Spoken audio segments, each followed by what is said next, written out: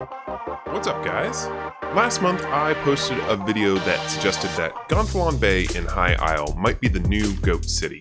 All things considered, I still think that Gonfalon Bay is in the running, but a few of you out there took umbrage with that designation. I think specifically because of the indoor crafting area and lack of an outdoor banker like Vivec City.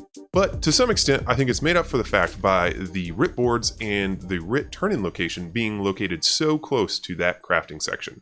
You also don't have to go outside the city for the stable master, and there's a bunch of other benefits to Gonfalon Bay. There was one comment on that video though that stood out to me, and I couldn't let slide without taking a little bit of a deeper dive. So here's the quote. Vivec City is by far still the best place for crafting. Now, I think that's pretty much the general consensus out there.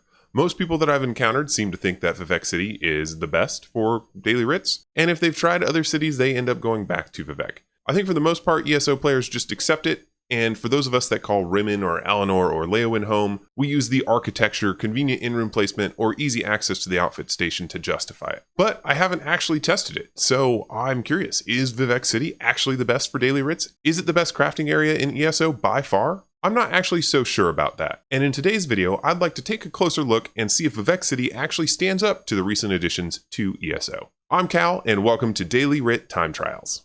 I personally like a city that feels more like a city. Vivec is really more of a construction site than anything, at least around the crafting area. Leyawiin is too gloomy, Alinor is too high elf, so for my characters, it's really been between Rimmen and Solitude. I suspect Vivec's main draw is that open air banker. The crafting area is pretty well laid out, but that's not unique to the city. In fact, I'd say that Alinor, Rimmen, and Leyawiin all have better laid out crafting areas. It really must come down to that daily writ routine and access to the banker. So to that end, for the last 2 weeks, I've been running daily writ time trials in 9 cities across Tamriel on each of my max level characters. But which cities? There's actually more cities than you might think where you can run daily writs. But I found a good starting list over at the Benevolent Bowed website to start. On their list, they've identified 8 cities that are popular amongst the player base for daily writs. And of course, that list was put together before High Isle, so that left a 9th character to go ahead and run daily writs in Gonfalon Bay.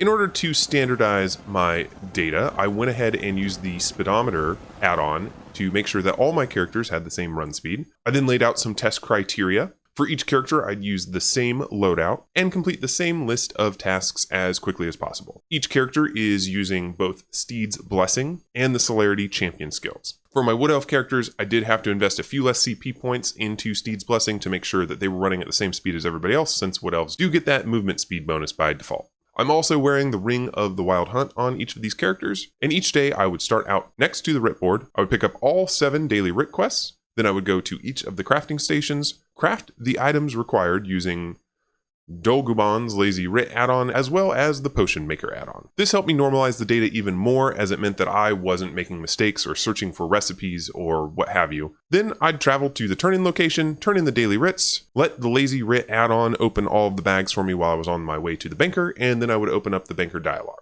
I think this represents the most basic daily writ routine that most players follow. I didn't opt to use mounts or sprints since I felt that would introduce another variable that might skew the data. Obviously, that might change the results a little bit for a city like Rimmen, where you do have to travel further to get to the writ turn-in, but for most cities, it's not going to meaningfully change the ranking at the very least, even if it does shave a couple seconds off the time. Since I was running daily writs in these cities day after day, I did tweak my route a little bit each day. My goal was to set a new personal best each time, so my rankings are based on the best time that I managed in each city over the course of the last couple weeks. So the 8 cities on Benevolent Bowed's list include Alinor, Leyawiin, Mournhold, Solitude, Rawl'kha, Rimmen, Stormhold, and Vivec City. And then of course I added Gonfalon Bay as my 9th. First of all, I don't think Mournhold has any business being on this list. It's not even in the same league as the rest of these cities when it comes to convenience or speed. The banker is nowhere close to the crafting stations or the writ turn-in, and the city is a mess to navigate. Also, Grautwood is just as quick as Mournhold, and it doesn't make the list for some reason. Despite the fact that I would argue that the crafting area is easier to navigate. Like, it's annoying to have to go up in the tree, but once you're up there, you've got easy access to the banker and all the craft stations. So why Mournhold is on this list is a little suspicious. Regardless, let's go ahead and focus on the 8 cities that matter. So Stormhold comes in at the bottom of this list. I would say it's sort of our C tier, coming in at about 2 minutes and 10 seconds. It's not bad, especially considering it's from the base game, but it's definitely not the most efficient city for your daily writs. Next up, Rawl'kha and Solitude come in at 155 and 150 respectively. These are your B tier crafting cities. I know you all probably hate how the crafting stations are separated out in Solitude and you have to go in and out of multiple doors, but the turn-in location is super convenient and the bank is right there on the way back to the crafting station. So when you're going for speed, it actually works out pretty well. Rawl'kha is probably the top tier base game city, but it's still more spread out than any of the newer expansion hubs.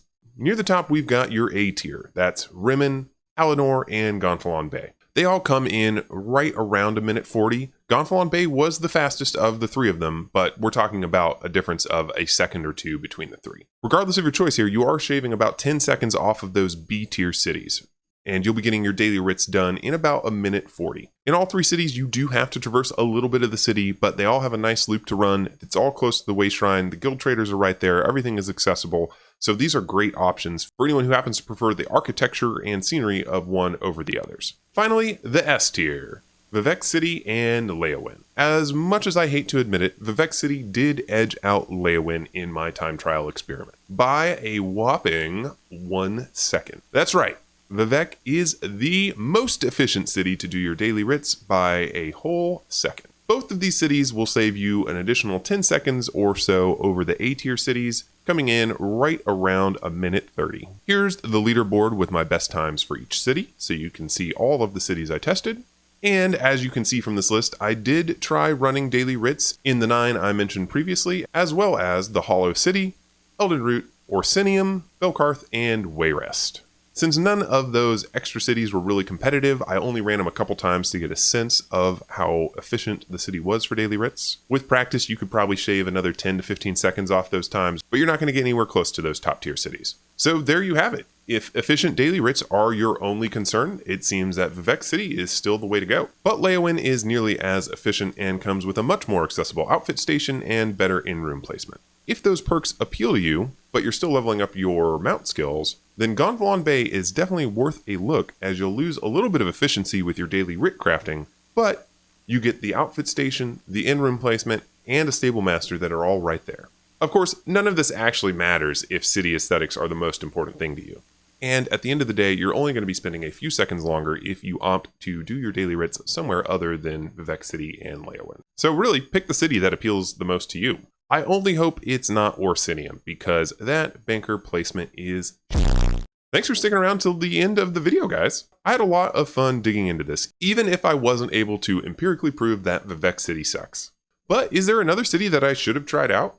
Going into this, I didn't realize how many cities you could do your daily writs in. And it's possible that Rawl'kha is not actually the best base game city. So if you've got a favorite that you think might actually be more efficient, please let me know in the comments down below. For my next video, I'm actually working on an update to my top 5 homes video. It's been over a year since I put that video together, and not only do we have some new homes to consider, but I'll be taking a look at some new criteria when it comes to ranking the utility of each of the homes in the Elder Scrolls Online, including access to the tribute clubs. I'd also like to give a quick shout out to my patrons, whose support is helping me take my videos to the next level. If you'd like to join them and get access to some bonus content, please consider supporting me on Patreon. If you're curious about my previous top 5 home selections, check out the video linked on screen next, and I'll see you for the next one. Bye for now, everybody.